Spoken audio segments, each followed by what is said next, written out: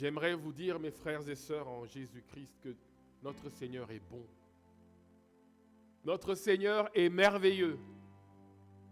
Et j'aimerais dire à quelqu'un ce matin, viens, vois et goûte combien le Seigneur est bon.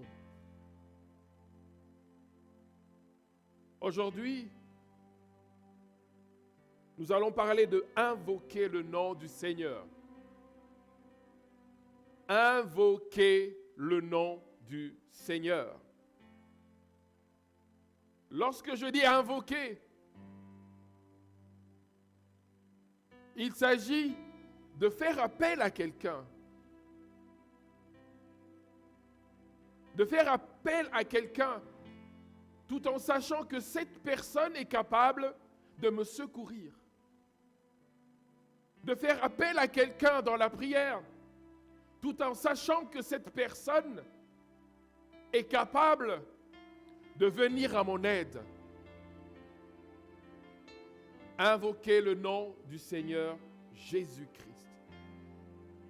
Jésus-Christ, nous l'appelons notre Seigneur, car nous l'avons accepté ainsi. Et nous lui avons donné accès à notre cœur, qui est le siège de nos pensées. Je ne parle pas du muscle qui pompe le sang, mais quand je parle du cœur, il s'agit du siège de toutes nos pensées. Nous l'avons accepté comme Seigneur, c'est-à-dire qu'il règne sur nos pensées.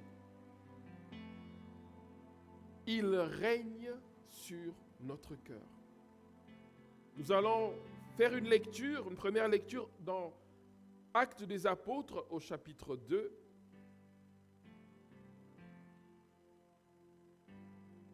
À partir du verset 17. Si vous n'avez pas une Bible, est-ce qu'il y a moyen d'aider ceux qui n'ont pas des Bibles? Actes des Apôtres, chapitre 2, au verset 17. Merci. Dans les derniers jours, dit Dieu, je répandrai de mon esprit sur toute chair. Vos fils et vos filles prophétiseront. Vos jeunes gens auront des visions et vos vieillards auront des songes. Oui, sur mes serviteurs et sur mes servantes, dans ces jours-là, je répandrai de mon esprit et ils prophétiseront. Je ferai paraître des prodiges en haut dans le ciel et des miracles en bas sur la terre. Du sang, du feu et une vapeur de fumée. Le soleil se changera en ténèbres et la lune en sang avant l'arrivée du jour du Seigneur. De ce jour grand et glorieux, alors quiconque invoquera le nom du Seigneur sera sauvé. Amen. Ce texte que nous venons de lire nous parle des derniers jours. C'est-à-dire de la période qui va de la venue de notre Seigneur Jésus-Christ sur la terre jusqu'à son retour.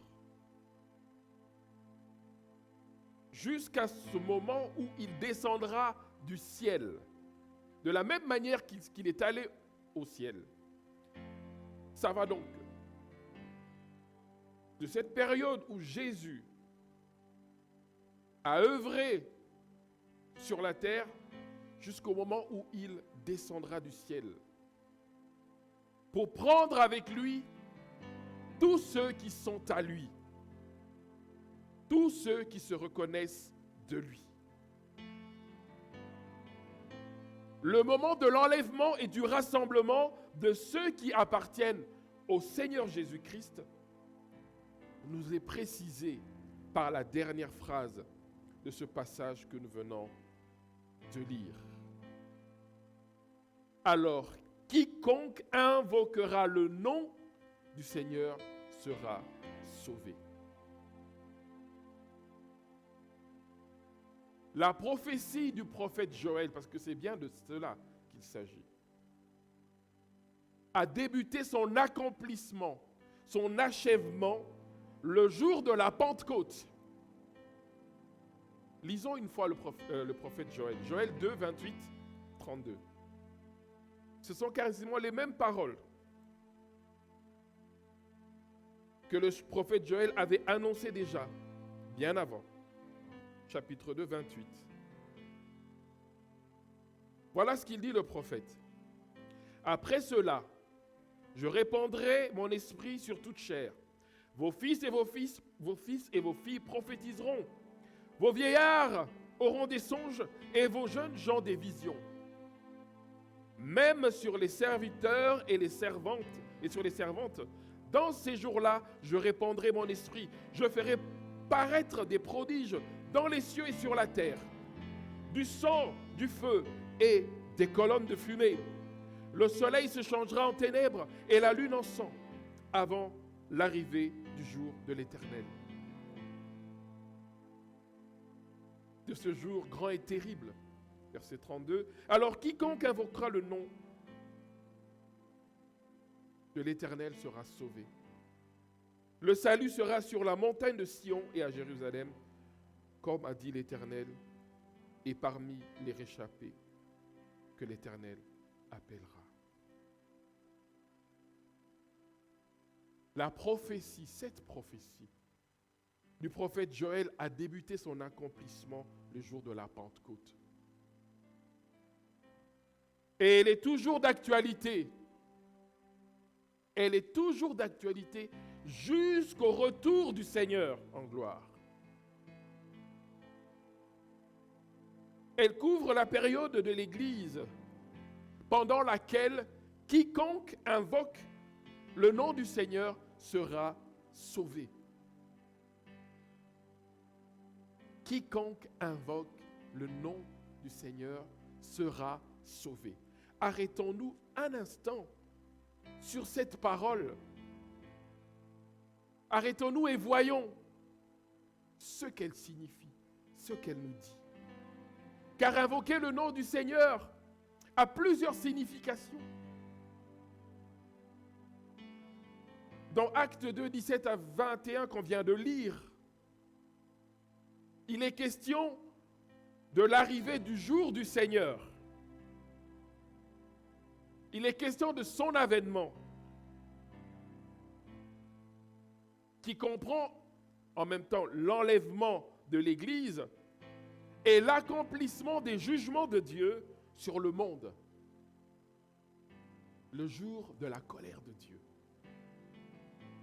Dans ce contexte, cette parole,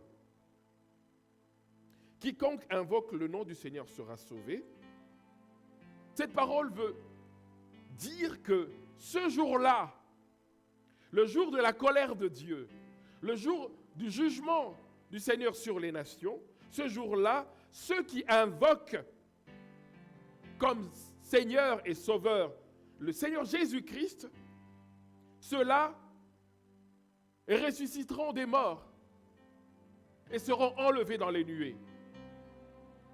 C'est de l'espérance pour ceux qui sont en Christ. Lisons 1 Thessaloniciens au chapitre 4.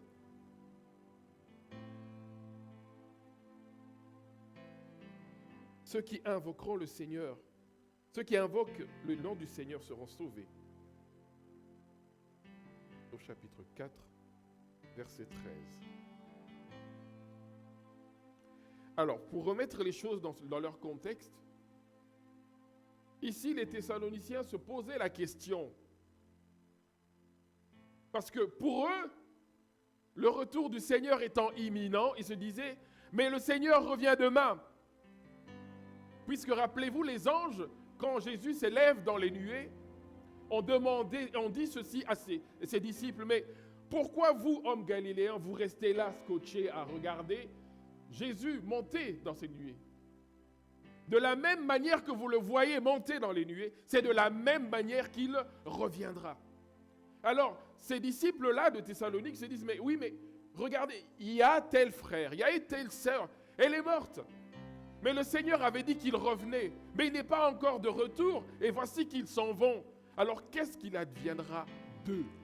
Ils étaient un peu dans la confusion. Et cette confusion, nous le sommes aussi. Nous sommes aussi dedans.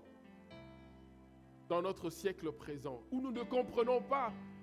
Quand un frère ou une sœur nous quitte, nous nous disons peut-être, mais le Seigneur n'est pas encore revenu nous prendre dans les nuées comme il l'a promis. Mais pourtant, telle personne est décédée. Voilà ce que l'apôtre Paul leur répond. Nous ne voulons pas, frères, que vous soyez dans l'ignorance au sujet de ceux qui dorment. Comprenez, ceux qui sont décédés, ceux qui sont morts. Nous ne voulons pas, frères, que vous soyez dans l'ignorance au sujet de ceux qui dorment, afin que vous ne vous affligiez pas comme les autres qui n'ont point d'espérance. Car si nous croyons que Jésus est mort et qu'il est ressuscité, croyons aussi que Dieu ramènera par Jésus et avec lui ceux qui sont morts. Amen. C'est là l'espérance du chrétien. Quand Jésus revient, il ramènera les nôtres qui sont morts, ceux qui nous ont précédés. Voici en effet ce que nous déclarons d'après la parole du Seigneur. Nous les vivants restés pour l'avènement du Seigneur, nous ne dévancerons pas ceux qui sont morts. Car le Seigneur lui-même a un signal donné à la voix d'un archange, au son de la trompette de Dieu, descendra du ciel, et les morts en Christ ressusciteront premièrement. Ensuite, nous les vivants qui serons restés, nous serons tous ensemble enlevés avec eux sur des nuées à la rencontre du Seigneur. Est-ce que ce n'est pas là une espérance glorieuse? Est-ce que cette espérance du chrétien n'est-elle pas merveilleuse?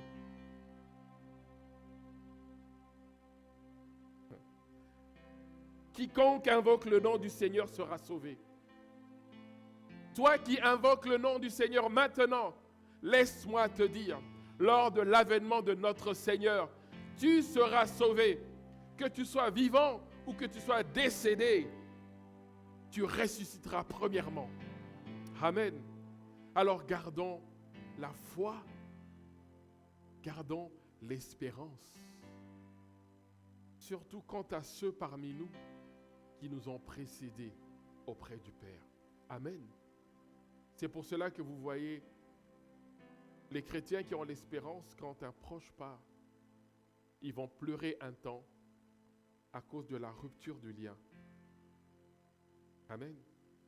Car, humainement parlant, c'est douloureux. Mais peu de temps après, ils se ressaisissent. Pourquoi? Ils se disent, nous nous révérons à l'avènement de Jésus-Christ. Amen. Nous nous révérons lorsque Jésus-Christ reviendra. Alors l'apôtre termine en disant, ensuite nous les vivants qui serons restés, nous serons tous ensemble enlevés avec eux, c'est-à-dire ceux qui étaient morts et ressuscités, sur des nuées, à la rencontre du Seigneur dans les airs. Et ainsi nous serons toujours avec le Seigneur. Consolez-vous donc les uns les autres par ces paroles. Amen. Je vais juste vous faire une petite anecdote. Quand j'ai perdu mon papa, j'ai reçu un coup de fil très tôt le matin. C'était vers 5-6 heures du matin, où on m'a annoncé que mon père était décédé. Sur le moment même, c'est la prise de panique, c'est la déstabilisation complète. Il y a cette parole qui me vient dans la tête, je n'ai plus de papa. En d'autres termes, je n'ai plus de pilier dans ma famille. Et vous savez quoi? Ça n'a même pas duré 10 minutes. Il y a cette parole qui est venue dans mon esprit directement et qui me dit ceci, vous vous révérez le jour de l'avènement du Seigneur. Alors cette espérance m'a rempli de joie. Ça m'a rempli de joie. Et je me suis dit, papa, je te verrai. J'ai la certitude. Je je te reverrai quand le Seigneur reviendra. Alors quiconque invoquera le nom du Seigneur sera sauvé. Quiconque invoque le nom du Seigneur est sauvé. Dès le moment où nous invoquons le nom du Seigneur Jésus-Christ, comme celui que Dieu a envoyé pour nous racheter de nos péchés, pour nous racheter de nos vaines manières de vivre, nous devenons enfants de Dieu, n'est-ce pas? Quand je suis dans le péché, je suis perdu, je n'ai aucune espérance. Donc ma vie est comme un vagabond qui est en train d'errer à gauche, à droite. Je n'ai pas de but précis pour ma vie. Et puis un jour, je m'arrête, je dis, il suffit. Et j'invoque le nom du Seigneur Jésus-Christ comme étant celui que Dieu, notre Père qui est dans les cieux, celui que Dieu a envoyé sur la terre pour racheter nos vies, pour nous racheter de nos vaines manières de vivre.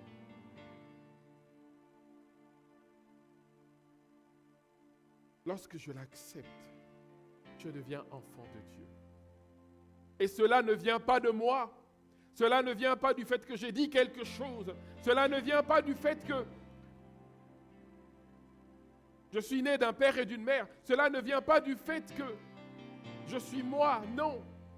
Cela vient de Dieu lui-même. C'est la volonté de Dieu. Dieu l'a voulu ainsi.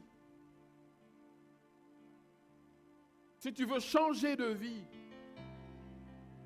si tu en as assez d'une vie dans le péché, pas dans le péché, une vie en dents de scie, alors je te dis ceci, quiconque invoque le nom du Seigneur est sauvé. Dès le moment où nous invoquons le nom du Seigneur, Jésus-Christ, comme celui que Dieu a envoyé pour nous racheter de nos péchés, par son sang, nous devenons enfants de Dieu.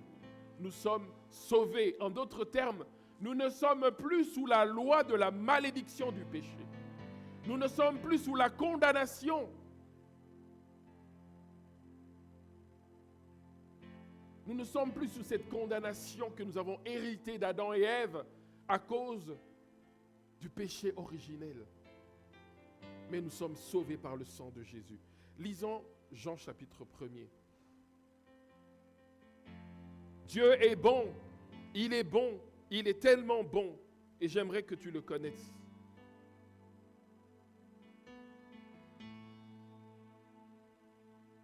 Je commencerai à partir du verset 1er parce que c'est tellement beau, jusqu'au verset 13. Voici comment est-ce que Jean introduit son évangile. Au commencement était la parole, et la parole était avec Dieu. Et la parole était Dieu, elle était au commencement avec Dieu. Toutes choses ont été faites par elle, et rien de ce qui a été fait n'a été fait sans elle. En elle était la vie, et la vie était la lumière des hommes.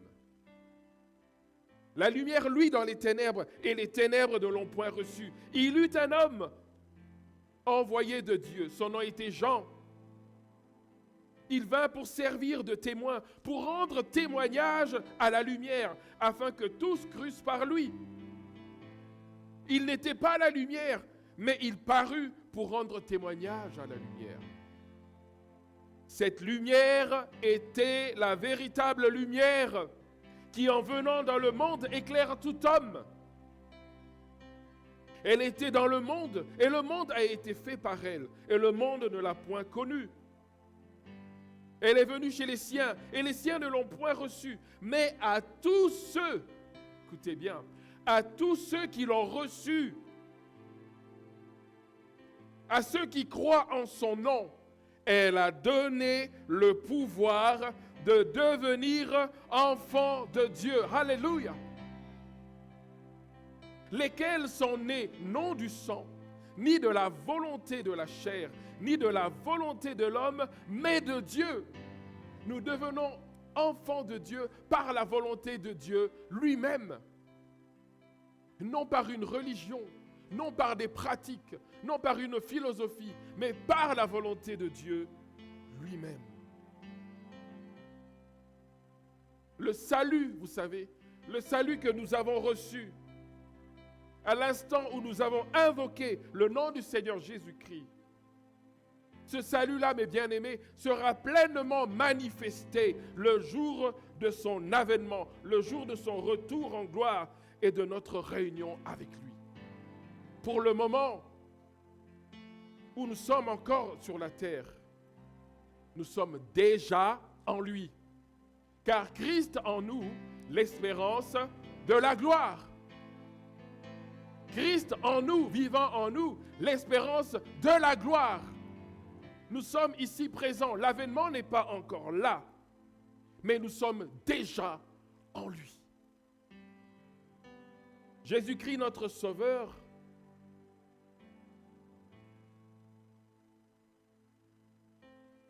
est si merveilleux.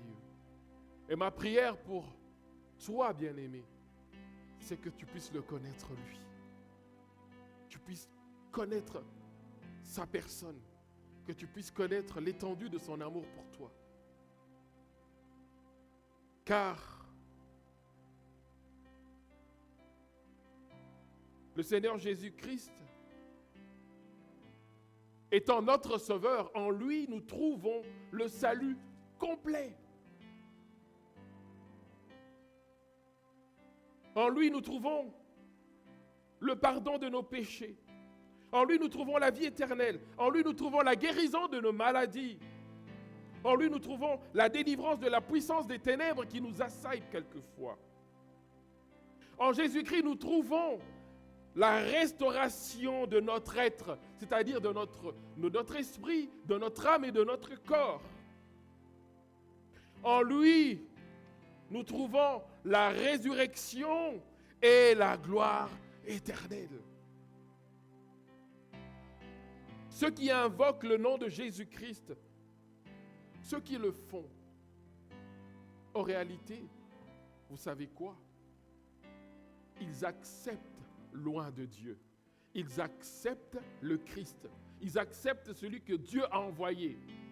Ils acceptent à venir régner sur eux. Ils acceptent à venir les enrichir de toutes sortes de bénédictions spirituelles. Voilà ce que c'est. Invoquez le nom du Seigneur Jésus-Christ. Cette parole, mes frères et sœurs en Jésus, a plusieurs applications. La première, invoquer le nom du Seigneur, c'est le confesser. C'est le confesser comme Seigneur et Sauveur. C'est confesser que j'appartiens à Jésus-Christ. C'est confesser qu'il est le Seigneur de ma vie, que je ne conçois pas ma vie sans lui. J'écoute sa parole. Ce qu'il me dit, c'est pour mon bien. Est-ce que tu l'acceptes? Est-ce que tu l'as accepté comme ton Seigneur et ton Sauveur? Est-ce que Jésus-Christ est le Seigneur de ta vie? Est-ce que Jésus-Christ règne sur ton cœur? Lisons 1 Corinthiens au chapitre 1er au verset 2.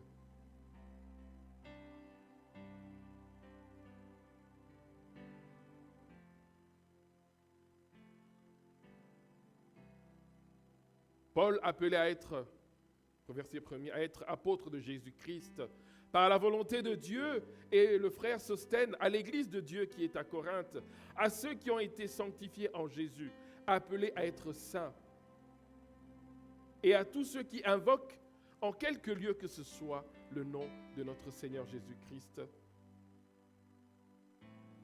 Le Seigneur est le nôtre. Jésus est le Seigneur de ta vie. Toi qui as ouvert ton cœur et l'as laissé venir s'y installer. Alors, invoquer le nom du Seigneur, c'est confesser Jésus-Christ comme celui qui règne dans ton cœur. Il est le Seigneur de ton cœur et il est le Sauveur de ta vie. Deuxièmement, invoquer le nom du Seigneur. Le nom du Seigneur est invoqué également dans le sens de son pouvoir. Nous invoquons le nom du Seigneur Jésus dans le sens de son pouvoir, car le nom de Jésus-Christ, non seulement c'est le nom de notre Seigneur, mais il est victorieux, il est puissant et il est glorieux. Lorsque nous prions,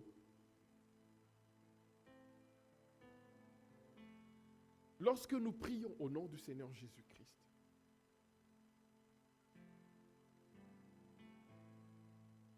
lorsque nous imposons les mains aux malades, le nom du Seigneur Jésus est invoqué dans le sens de son pouvoir.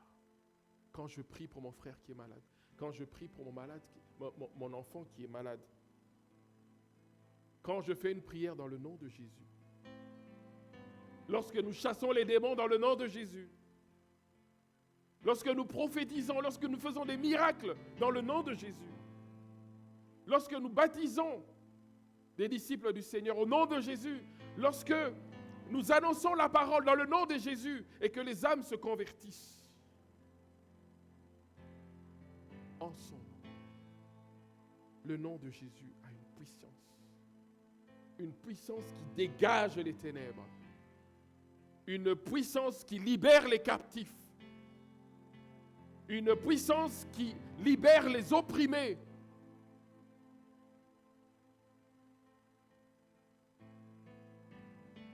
Vous voyez mes frères, pour nous en tant que chrétiens et disciples de Jésus, le nom du Seigneur Jésus-Christ a une grande importance. Le nom de Jésus est important dans notre foi. Le nom de Jésus est important dans notre marche chrétienne. Pourquoi? Parce que c'est le nom du Seigneur Tout-Puissant. Amen. Ce nom est puissant car c'est le nom du Seigneur Tout-Puissant. De celui à qui on a remis toute autorité. Rappelons-nous du Seigneur Jésus ressuscité, paraissant devant ses disciples, leur disant « Tout pouvoir m'a été donné sur la terre et dans le ciel. » Et c'est ce Seigneur-là que nous invoquons. C'est le nom de ce Seigneur que nous invoquons. Philippiens chapitre 2.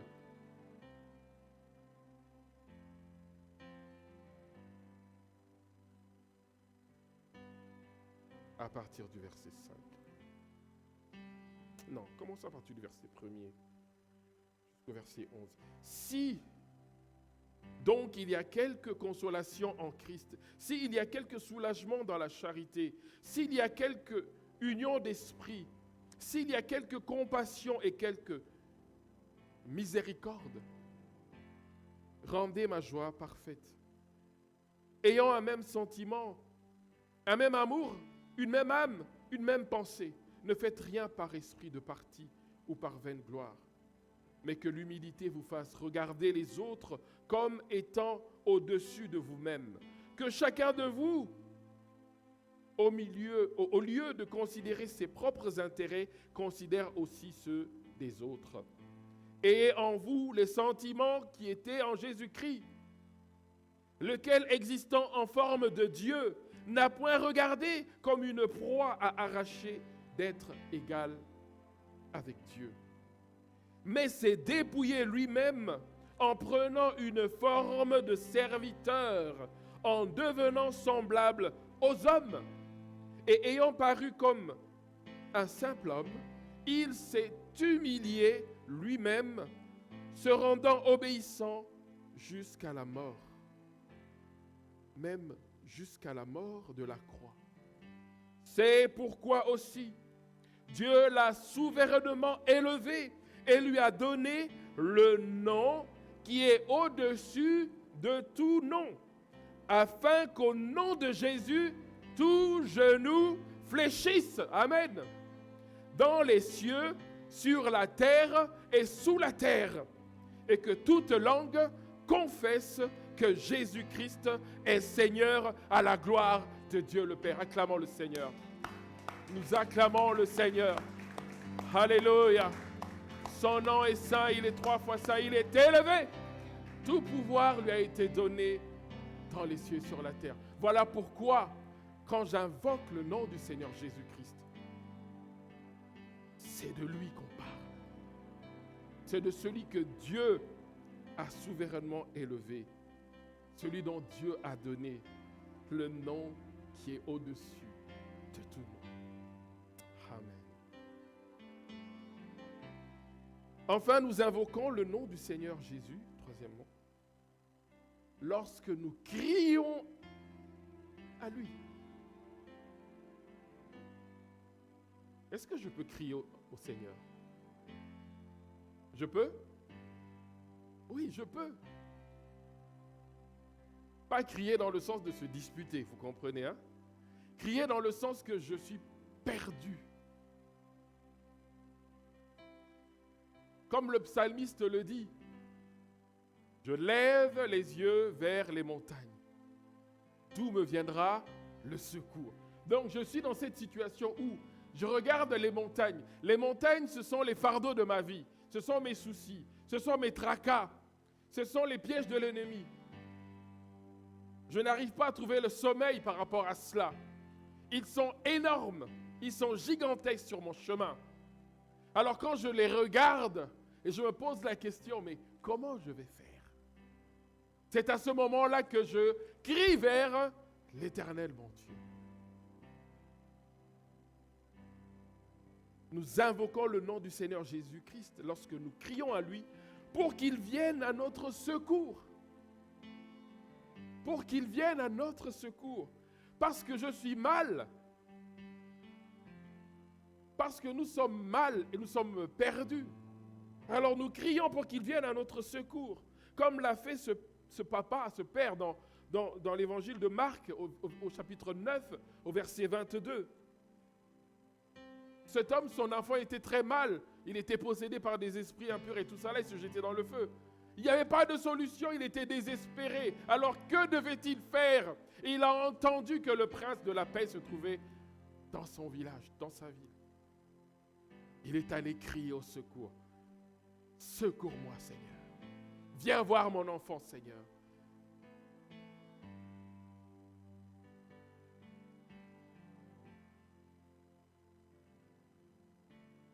Crier au secours comme tous ceux à travers le temps l'ont fait en allant vers Jésus. Que ce soit du temps où il était vivant sur la terre. Que ce soit aujourd'hui, nous avons accès auprès de lui. Alors j'aimerais poser la question suivante à chacun d'entre nous. C'est une question profonde et simple à la fois. Connaissons-nous réellement Jésus-Christ?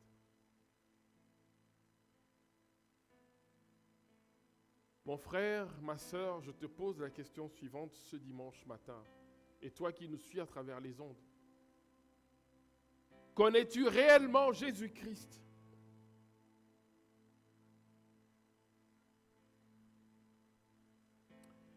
Vous savez, une des tâches du Saint-Esprit, c'est de nous révéler la personne de Jésus-Christ.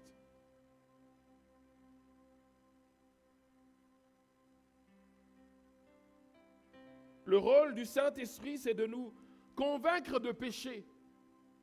Car quand on est vautré dans le péché, quand on vit dans le péché, on est dans le péché.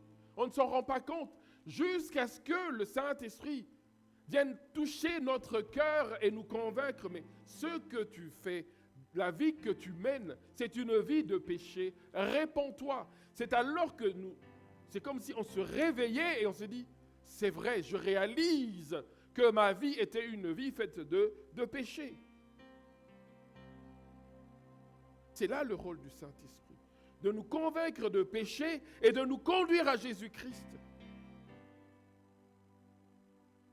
De nous conduire à Jésus-Christ. Nous prenons conscience qu'on a péché, on se répand, et quand on s'est repenti, le Saint-Esprit nous guide vers le Fils. Et il nous révèle la personne du Fils.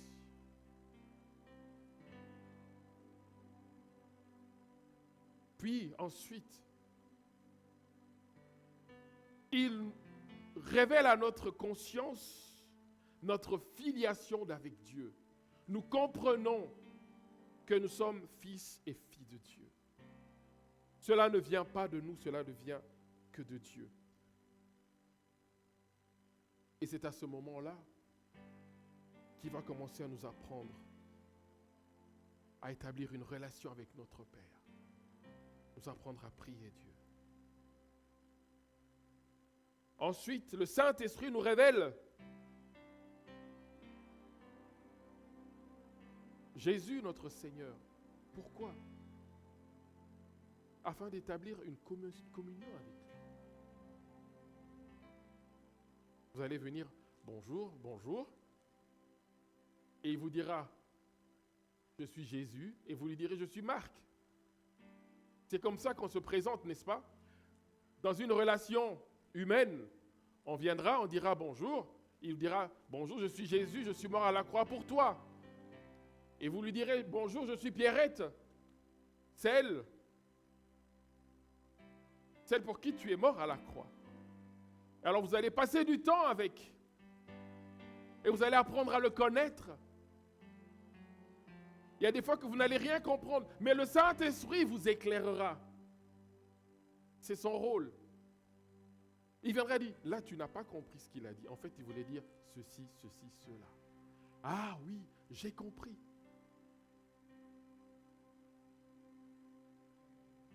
Nous croyons en Jésus, n'est-ce pas?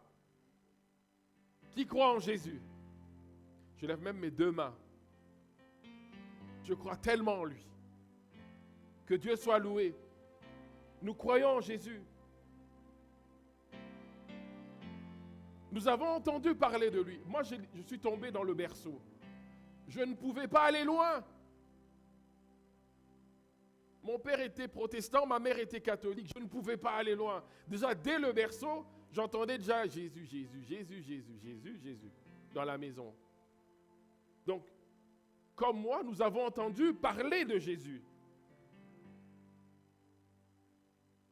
Mais, laissez-moi vous dire que là maintenant, si nous avons entendu parler de Jésus, nous avons de grandir, de croître dans la connaissance de qui est Jésus. Vous n'êtes pas d'accord avec moi? Oui. Parce que lorsqu'on se présente, on fait connaissance. Après, qu'est-ce qu'on fait? On passe du temps ensemble. On va jouer au foot ensemble. On va au restaurant ensemble. On va au cinéma ensemble. On passe des moments à parler ensemble. C'est ainsi qu'on se découvre et on se connaît. Si nous avons entendu parler de Jésus, la plupart du temps, c'est dans nos maisons, par nos parents, par une grand-mère, par un grand-père. Ne nous arrêtons pas juste au fait que j'ai entendu parler de Jésus. Jésus, ah oui, je connais. Ma grand-mère m'en parlait souvent. Jésus, ah, je connais. Oui, mais ma maman en parle souvent. Ne vous arrêtez pas à cela. Avancez afin de grandir et de croître dans la connaissance de qui il est véritablement. Nous avons besoin de croître dans sa connaissance et dans notre relation avec lui. Nous avons besoin de découvrir Jésus.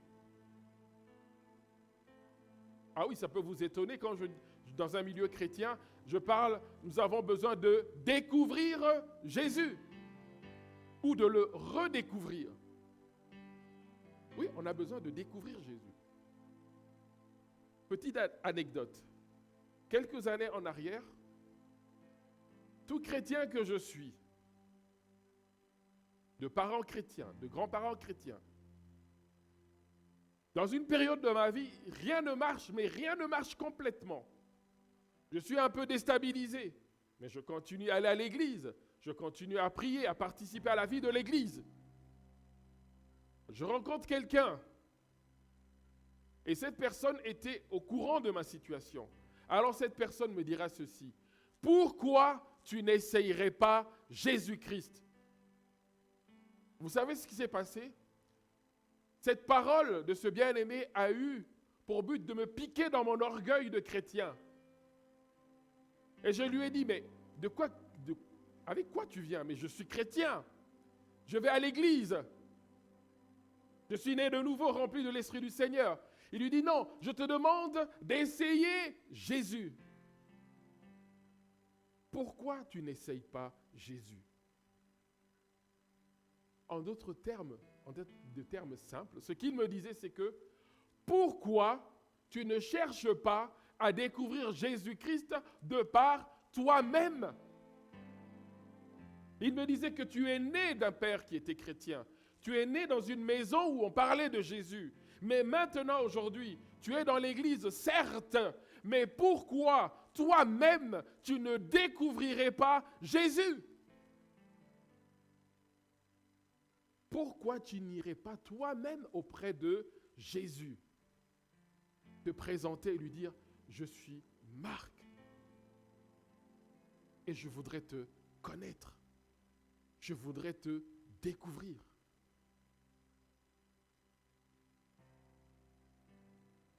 Nous avons besoin de découvrir le Seigneur Jésus-Christ ou de le redécouvrir. Dans mon cas, j'avais tellement entendu parler de lui. J'avais entendu des textes qui parlaient de lui à l'église. J'avais vu des choses qu'il accomplissait. Mais je devrais le redécouvrir sous une nouvelle base. Et cette base-là, c'est lui et moi.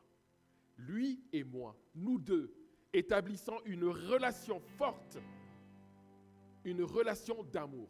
Moi, découvrant réellement sa personne, découvrant réellement son amour, découvrant réellement les promesses qu'il a pour moi et pour chacun d'entre eux. Nous sommes en train de terminer. Vous connaissez l'apôtre Pierre, n'est-ce pas? Pierre.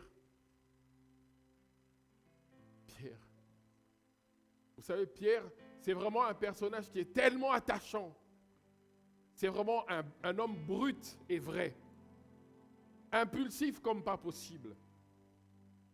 Aimant Dieu comme pas possible. Cet homme a rencontré Jésus-Christ, qui lui a promis de faire de lui un pécheur d'hommes.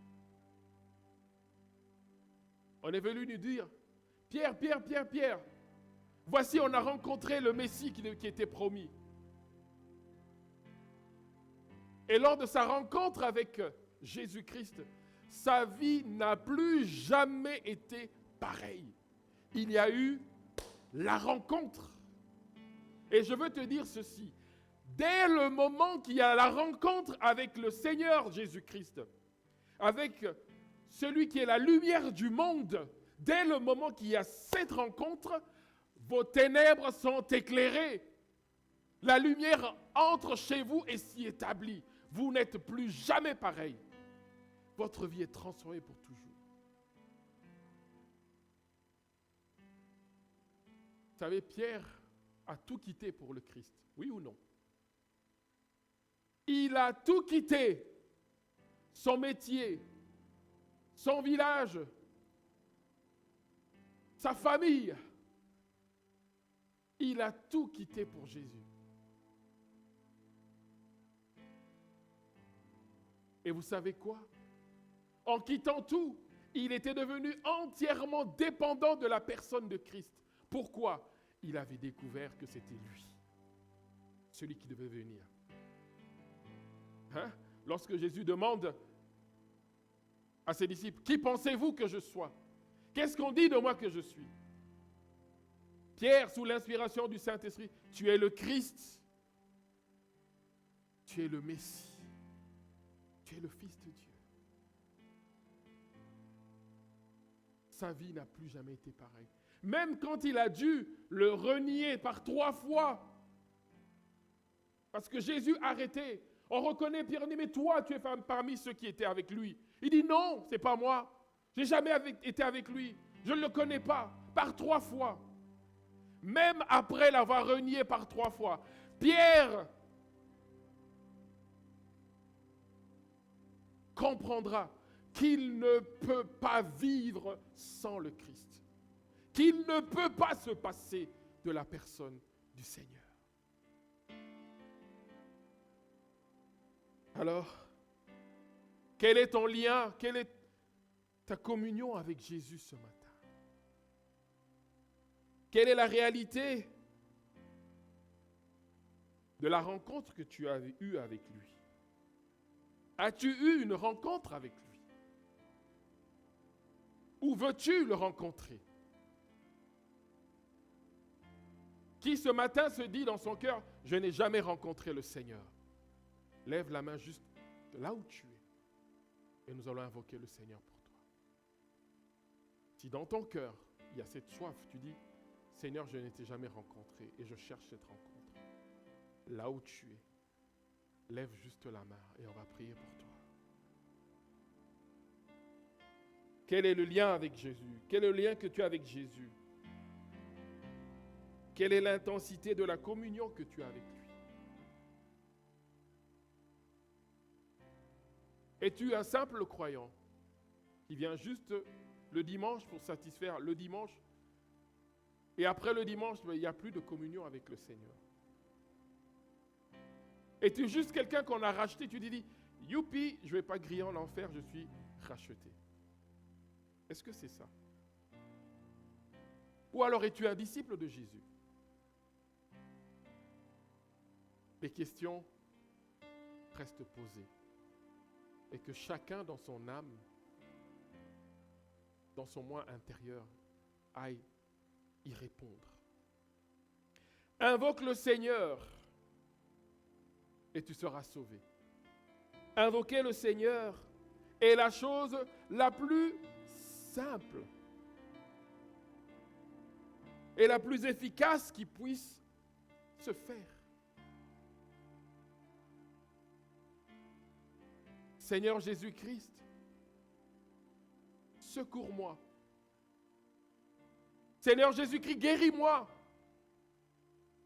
Seigneur Jésus-Christ, soutiens-moi, je n'en peux plus. Seigneur Jésus-Christ, pardonne-moi. Seigneur Jésus, sauve-moi, car je sens que je suis en train de périr. Cela est à la portée de nous tous. Amen. Peu importe votre condition, votre âge, invoquer le Seigneur Jésus est à la portée de tous. C'est là une des expressions de l'amour du Seigneur pour nous. Amen. J'aimerais terminer avec une lecture, puis nous allons préparer nos cœurs à prendre part à la Sainte Seine. Nous lisons Hébreux 4,